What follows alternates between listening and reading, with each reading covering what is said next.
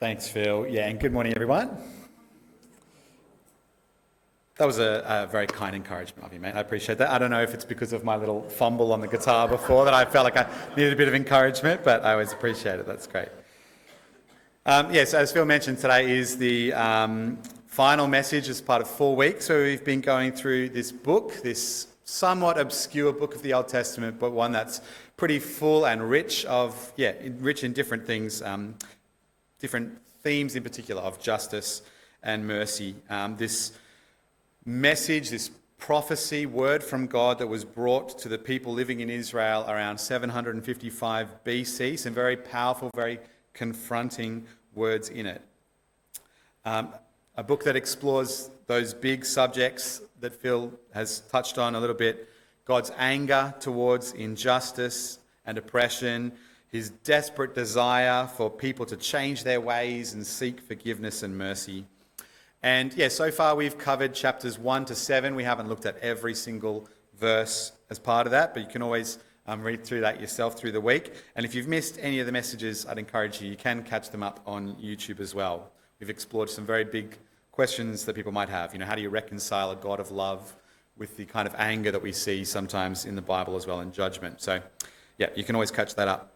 But today we're looking a little bit at the final chapters 8 and 9 of the book of Amos. So if you've got your Bible there and you haven't already, I encourage you to open it up.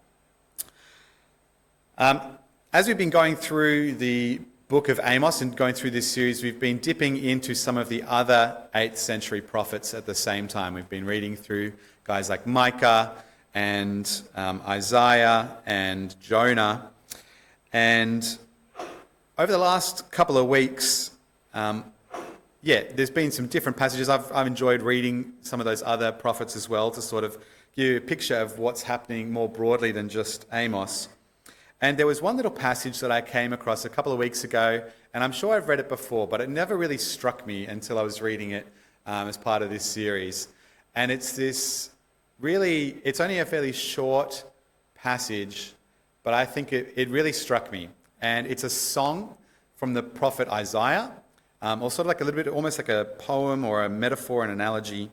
And I thought it would serve as a perfect summary for what was happening during this time. For the people of Israel, everything that's led up to this impending reckoning that's coming for them, which Amos has been warning about. So you can find it in Isaiah chapter 5.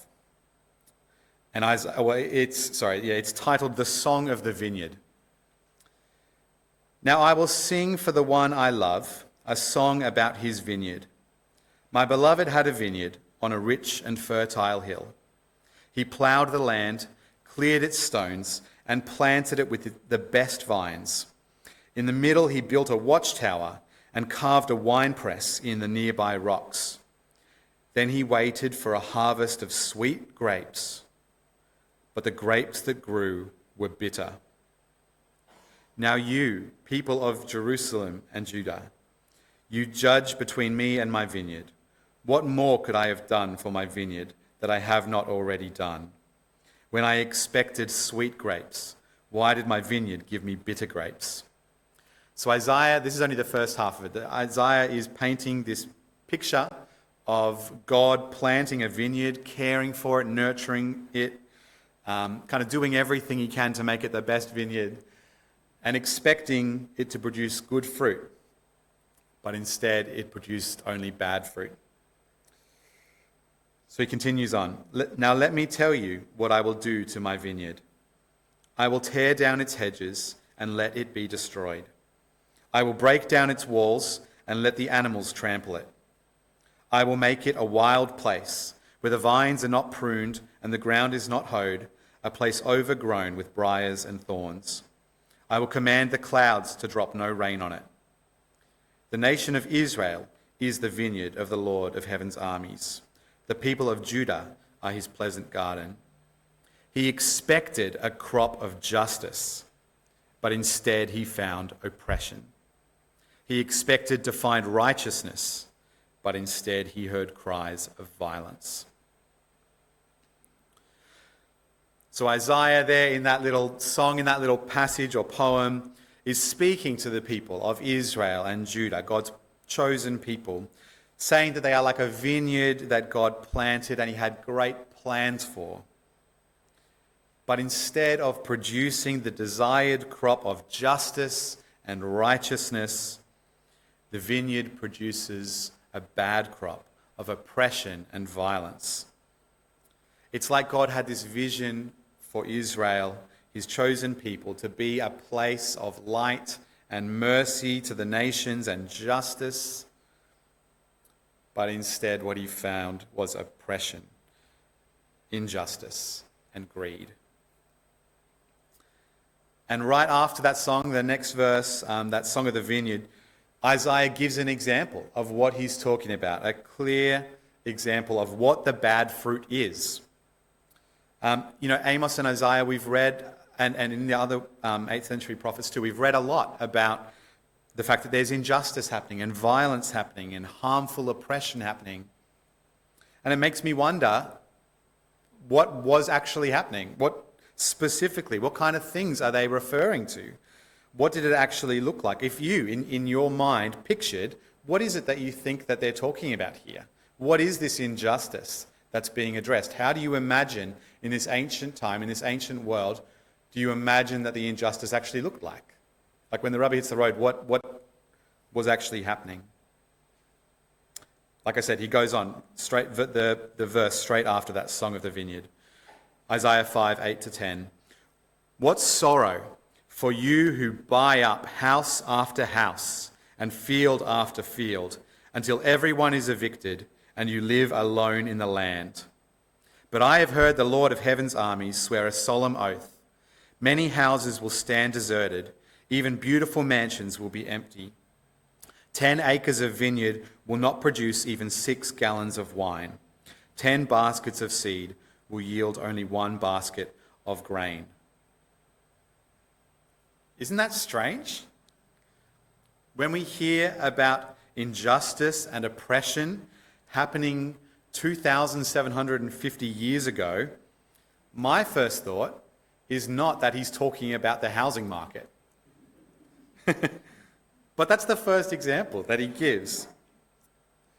People who have an unfair distribution of wealth and monopolize the housing market, so there's nowhere left for the poorer people to live.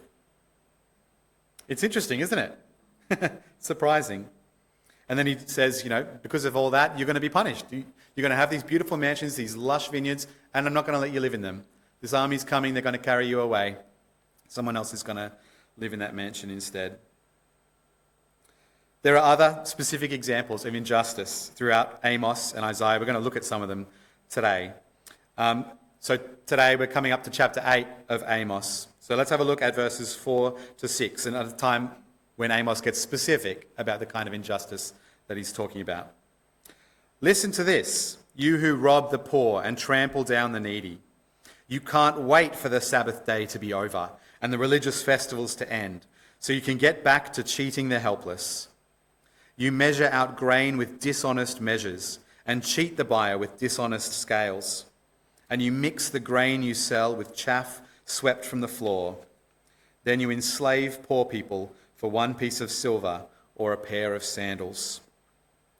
Amos is describing kind of dodgy, shonky business practices, intentional kind of false representation of goods and what's being sold, and trying to kind of deliberately trap people in poverty, in debt.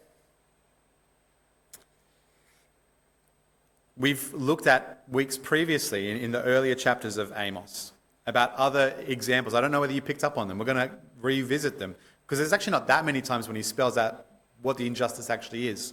So we're going to look at them again. Amos chapter 2, verse 8. This is talking about the rich. At their religious festivals, they lounge in clothing their debtors put up as security. In the house of their gods, they drink wine bought with unjust fines. So what it's describing is that people are coming to the wealthy for loans, putting up whatever possessions they have as collateral, and then they're unable to pay back their debts, so they lose their possessions, and they still have to pay fines as well.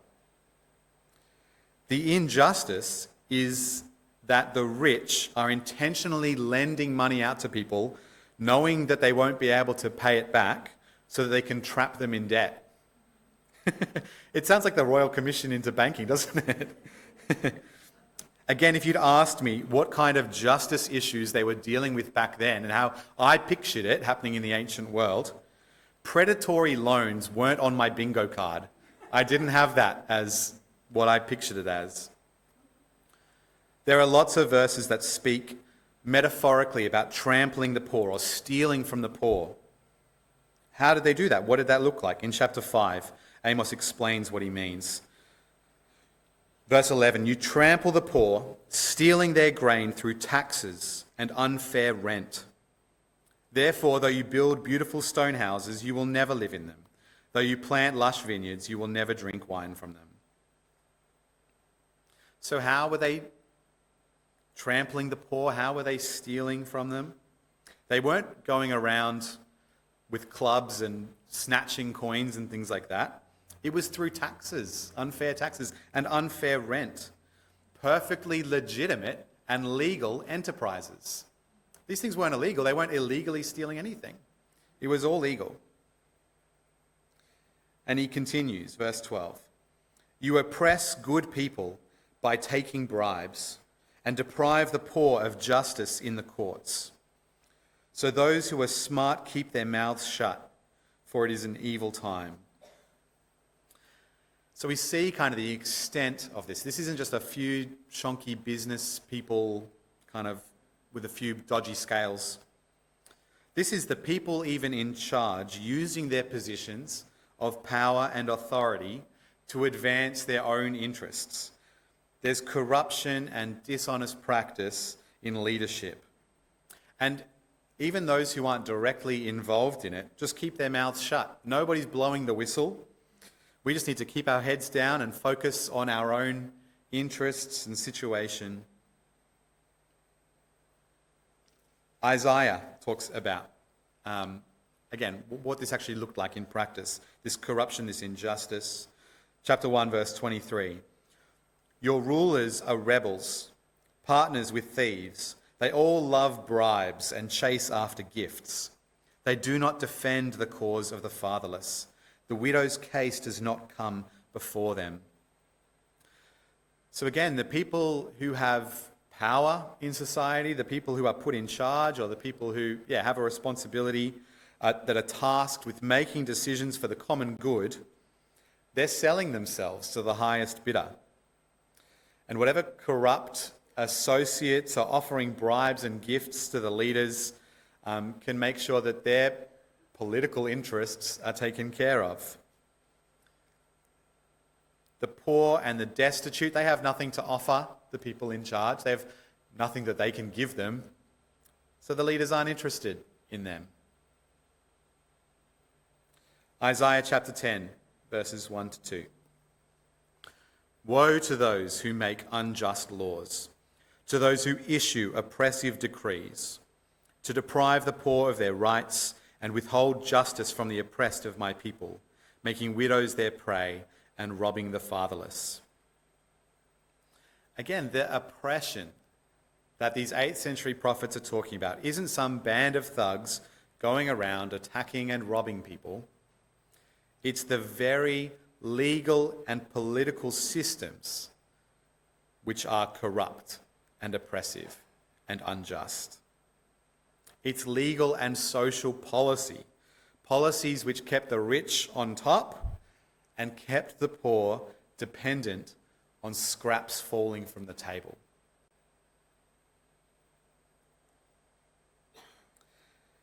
And that's one important thing as we talk about justice, as we talk about God's heart for justice, and particularly today. As I've promised, we're going to talk about what this means for us today. There is a big, important thing to know about justice, and that's the difference between charity and justice. There's a great quote about that, which says that charity provides crumbs from the table, justice offers a place at the table. Charity is an important thing. If you think about people in the world today, there are lots of people, even in our community, who have immediate needs, who just need to be helped in that moment. That's what charity is, to care for people's immediate needs. Not saying that's an important thing. That is an important thing. But justice is about more than that.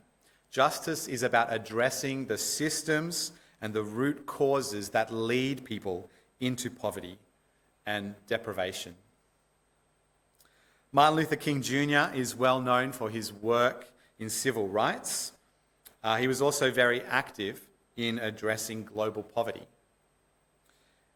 This is what he had to say. We are called to play... I think it's the next slide. Sorry, Eugene. Thank you. We are called to play the Good Samaritan on life's roadside, but that will be only an initial act. One day, the whole Jericho road must be transformed so that men and women will not be beaten and robbed as they make their journey through life. True compassion is more than flinging a coin to a beggar. It understands that an edifice that produces beggars needs restructuring. It's a good way of putting it, isn't it? To be charitable is to be like the Good Samaritan, to help the poor person that got beaten and left. But to really work for justice is to say, why did this happen? How can we make sure this doesn't happen again? Martin Luther King Jr. knew that to really make a difference, the systems and structures of society needed to change. Throughout history, many of the most significant and radical movements for social justice have been led by Christians seeking to follow God's heart for justice and mercy. And we're going to have a little bit of an intermission here, a chance to engage together and to ask the question of what justice issues you are passionate about. So last week we got the phones out, and I thought it was fun, and we're going to try it again. Okay, so I'm going to ask you to get your phones out. Eugene is going to magically make a QR code appear on the screen. Excellent. Hopefully, if you can click on that. And Tony, is it okay if I wander over to that mic?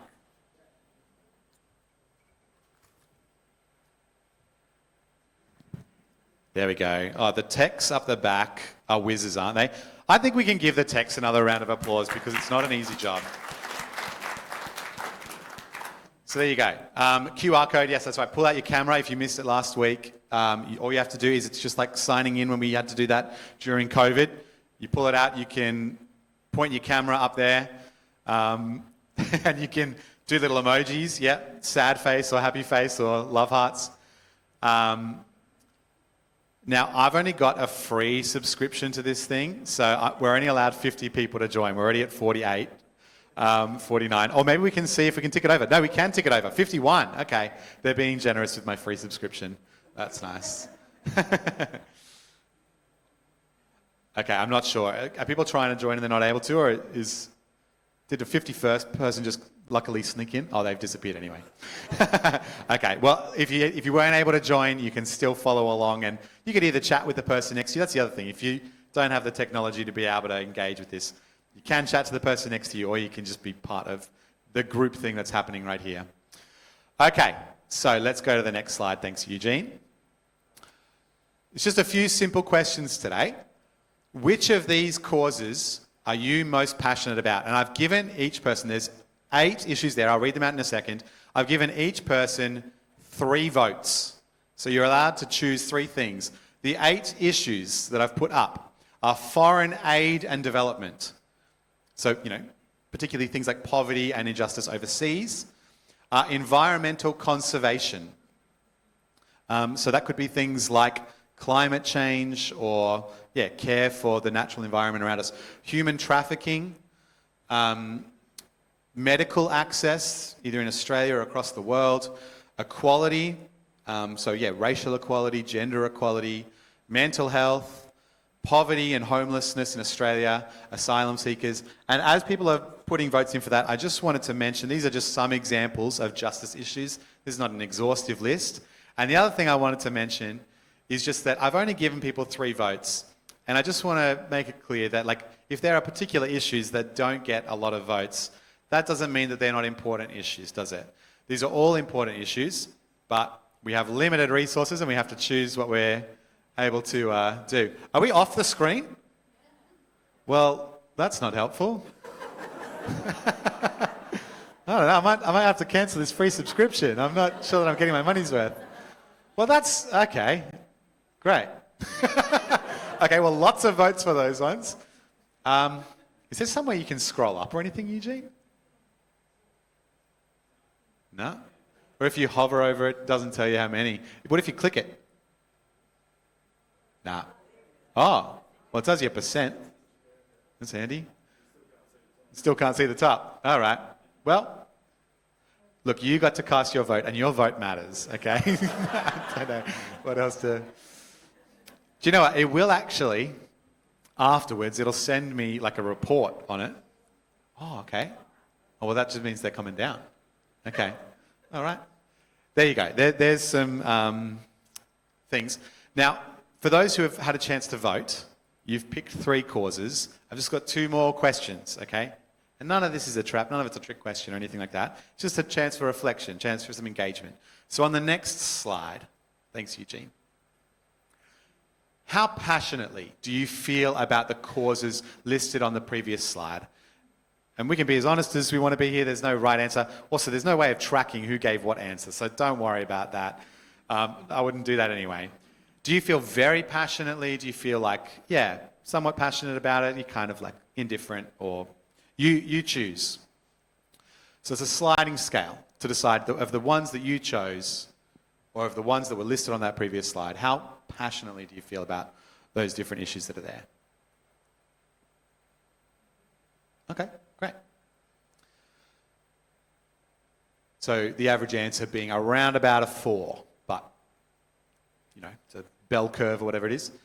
And maybe I think we're ready, Eugene, for the final slide.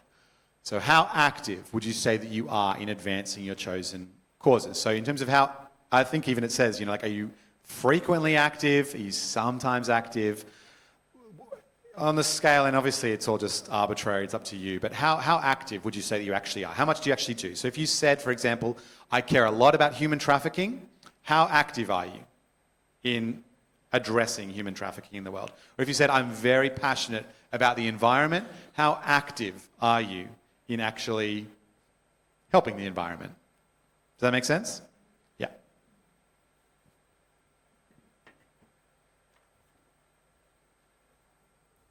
Cool.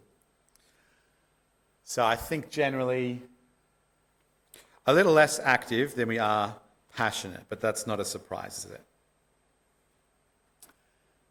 Awesome. Thanks for that, Eugene. Thanks, everybody, for participating. I appreciate that. If you can do the switch back, that would be great. So that passage that Phil read for us earlier, that passage which is the very end of the book of Amos, is a lovely picture of the future.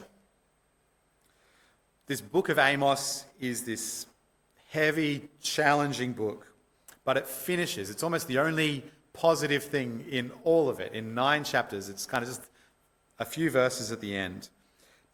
But it finishes by looking forward with a vision of a future where the ruins and rubble of the city are restored and rebuilt. And there's this picture of the vineyard, which I think is nice, having looked at the Song of the Vineyard, where a reaper is overtaken by a ploughman. Now, I'm not sure if you sort of get what's being mentioned there, but in other words, the vineyard is so fertile that they can't even keep up. They can't even harvest quickly enough because the harvest is so great and it's such a fertile ground of good fruit. And it reminded me of one of my favourite images from the whole Bible, in Isaiah chapter 2, verse 4. This is, again, Isaiah with the same vision of the future. They will beat their swords into plowshares and their spears into pruning hooks. Nation will not take up sword against nation, nor will they train for war anymore. I love that image of the beating of swords into plowshares, doing away with weapons of war, replacing them with tools of peace and harvest. It's a beautiful vision of the future, isn't it? This is the vision that God has for humanity, this vision that we are working towards, a time when oppression will end and peace will reign. And this isn't just supposed to be some eschatological, if you know what that word means, some like distant, far off at the end of time vision. This is something that we are called to work towards now, in this life, in this world. Jesus in the New Testament certainly constantly invited his followers to be part of the work of restoring and bringing justice and mercy to the world, didn't he? A lot of his teaching is about that. So what can this look like for us today? Sometimes we can feel like when we see the causes that were listed there on the screen, we can feel like passionate about them and we would love to see change and growth, but it can be hard to know, what can I do that will actually make a difference? In this room, in a room with this many different people from different walks of life and different upbringings, there will be people passionate about lots of different things. And that's a great thing. And people already who are involved in lots of different things and have for us lots of different great ideas about how to get involved. Please know, I'm not up here as some authority on like, I'll tell you the vision and you follow me. Like, I'm certain there are already people here who are doing amazing things to break justice and mercy into this world. But I thought it would be helpful to just have a few suggested categories or directions or ideas. So one direction, perhaps for us, is the idea of collective initiatives. We as a church try to provide opportunities. We feel like that's part of our role as a church, is to provide opportunities for people to contribute towards important social causes, to be agents of spreading love and justice and mercy in our world. Sorry, Eugene, I think up on the next slide. Very soon we're going to have the opportunity to support Baptist World Aid's work through the Better Gifts stall, which we have each year, where we sell Christmas cards and gifts and work towards, not just charity, although that's important too, but justice. You know, Baptist World Aid is an organisation that actually works towards changing systems and structures and transforming communities long term. And we support Baptist World Aid too through our child sponsorship program, where it's worth celebrating. We're one of the key contributors in that space across New South Wales Baptist churches. We're like one of the main supporters of that child sponsorship program that they have. We support other organisations too, things like fundraising for Mission Aviation Fellowship and the incredible work that they do of providing healthcare to people in remote areas. And at different times, we put out the call to do things like bring in food and grocery donations for different neighbourhood centres or shelters around the place. Volunteering at Coast Shelter has been a thing historically that we've been heavily involved in. Wanted to celebrate, I guess, some good news stories, not just to dwell on the weight of the need, but to actually talk about some of the good things that are happening and that we can be continuing to do together. Just this last week, is Judith somewhere? Is Judith here? Judith's up the back in the corner. Judith, how many boxes in the last week have been collected for Operation Christmas Child? Or how many through this time? Do you know roughly?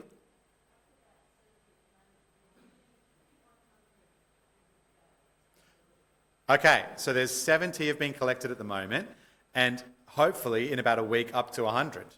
Can people still see you if they're interested in taking a box and filling it to bless a child? There's a few down the back. Yeah, awesome. So you can either see Judith or they can take a box and there's like instructions of what they could do with that. Excellent. That's an awesome way, isn't it, to bless people who are just, not as well off and blessed as we are in at least material things. Those are some of the ways that we collectively work together, but not just for us as a church, as part of the wider association too. There are many things happening across Baptists and across other churches working together in issues of social justice. A few months ago, I was able to go and visit some Baptist care facilities, which is a big organisation that looks to care for people in all sorts of different situations. We went to visit an aged care facility in Sydney, and we also went to visit a newish facility in Sydney, a social and affordable housing facility, a complex which provides either free or heavily discounted accommodation for people in need. Particularly many older folk, many single mums as well. And the church is in there that running community programs and trying to bless and support that community and create that community. For many of the people living there in that place, it's a choice for them between living on the streets, and some of them with little kids, or having a place to call home. Isn't that awesome that as Baptists we can come together and organise something like that for people? I think that's so exciting. It was awesome being able to be there and meet the people whose lives are being changed by it. Being able to partner together as a church and with other organisations mean we can accomplish things together that we couldn't accomplish on our own. So that's one area, collective initiatives. The second area is advocacy. Sometimes bringing lasting change means making big changes to the systems and structures of our society. And I'd love to draw your attention to something called Catalyst Call. Some of you may be familiar with it. Catalyst Call is a publication that gets sent out each quarter, by our Catalyst team here at church. So this is a Greenpoint Baptist thing with people who are part of our church. Is a group of people committed to exploring different areas of social justice in our world. You may already receive the emails. If you don't, you can sign up for them for sure. Encourage you to do that. These quarterly releases, little newsletters, have covered this recently, topics such as domestic and family violence, Christian perspectives on politics, Christian perspectives on Aboriginal reconciliation, poker machine addiction, and the latest one up there is on environmental stewardship, and there's more, that's not the whole thing. But some big issues being tackled and discussed. And the body of Christ is a diverse group of people. We may not all agree on every political issue. In fact, I'm fairly sure that we wouldn't. And that's totally okay. But as Christians, we actually need to rise above the squabbling over left or right or something like that, which I feel in our world is getting worse, isn't it? More and more divisive. Where both parties claim that Jesus would be on my side and he'd hate people on your side. But regardless of where we might as individuals sit on that whole thing, we actually need to expect that regardless of who might be in power, we are going to be advocating that politicians are making decisions that benefit not only themselves or their tribe, and not even just us either, but decisions that provide a just and fair society for all. We need to expect that of all parties, don't we? And so, this Catalyst Call isn't about a particular political viewpoint, but explores some big topics and gives, one of the things I really like about it is it gives helpful, practical guidance. If you want to make a difference, if you want to use your voice for advocacy, for change, how do I do that? It gives really helpful, practical tips on how you can make a difference. And there are lots of advocacy organisations out there. Micah Challenge is a great Christian advocacy organisation. Many others that you could get engaged with. The final area that I wanted to talk about is the area of personal engagement. And personal engagement might look different for each of us. Those issues that we had on the board where people could pick 3 of them, and of course, that was only 8. There'd be lots of other issues that weren't listed there at all. What issue has God put on your heart? If you're passionate, for example, about the environment, what are some things that you could do to actually make a difference there? Is there an opportunity, for example, to be part of like a nature care program? They run all across the coast, don't they? Or maybe you could get together with some other church people or neighbours or something like that, or family, to be part of something like Clean Up Australia Day. When I was at a youth group down in Sydney, we actually used to, on Sunday morning, take our kids down on Clean Up Australia Day, and we'd go down to like the local bush area and like do some bush regeneration and pick up litter and stuff like that.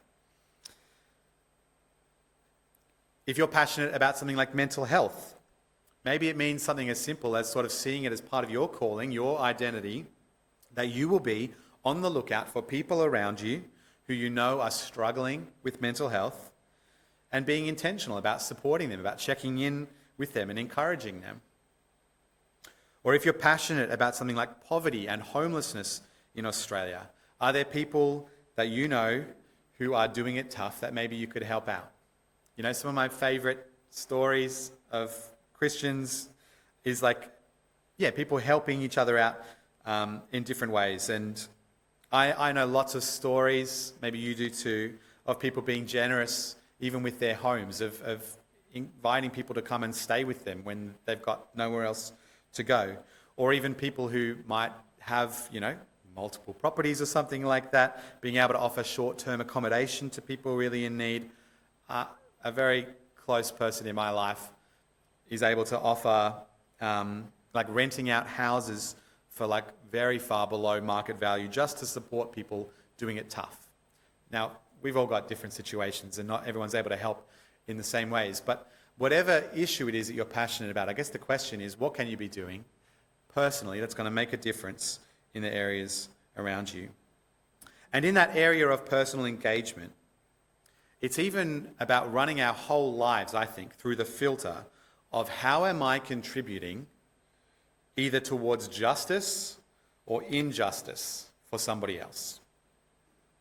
We talked about in the books of Amos and Isaiah, those dodgy business practices. And it's easy to say something like, well, business is just business. Potentially stuff like that still goes on today, doesn't it? But for us as Christians, we need to hear these words of these 8th century prophets and think about them in our own life. The ethical implications of our workplaces matter. And similarly, how we as individuals spend our money matters. You got to vote for between 8 different things. You got to vote for 3 things that you care about, that you want to make a difference in. Every day we get to vote. We vote with our money, don't we? We vote with the things that we spend our money on. We either spend it in ways that support fairness and sustainability, that give other people a fair go, or we spend it in ways that show that we don't really care that much about those things, that we kind of just care about, well, what's going to work best for me. Some people may be familiar with the Baptist World Aid Ethical Fashion Guide. This is a publication that actually grabs a lot of attention, not just in Baptist churches, but in our country. This thing actually, the organisations that are mentioned here, which is tons, actually sit up and pay attention to the score that they get in this guide. We have the opportunity to look at different brands. So you can, I believe there are some of these maybe available down the back, but definitely if you search online for Baptist World Aid Ethical Fashion Guide, I think a 2024 one was released like only a week ago. Yeah, this week, yeah. And you can see, at the places that you shop in the food chains, or the fashion, like, what do you call it, supply chains, like how ethical are the places that you shop. And it's about a lot more than just making ourselves feel better.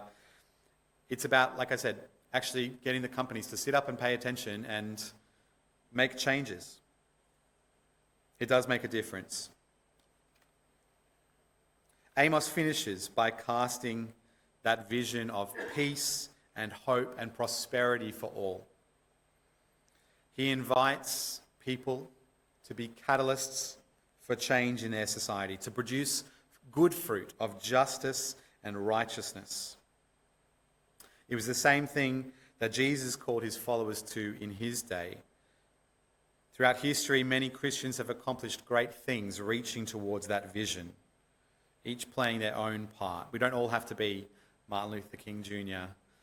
or Florence Nightingale or all these different famous, wonderful people. We just need to do our part. So we're going to finish now with a moment of reflection. Tony, maybe if you could just line up something reflective for us, just something on the iPod. I'm going to ask you to consider, what is God putting on my heart, and how is God calling me to act? What justice issue has God given you a burden for? Has God put on your heart? And what are you going to do about it? How are you actually going to act on it? So I'll just give you a minute or so to reflect on that. You might even like to take out your phone or a diary or something like that, and you could make a note for yourself or a reminder for yourself or something like that to remind yourself to do that. So just for a minute, we're going to have a bit of a moment of reflection on those questions.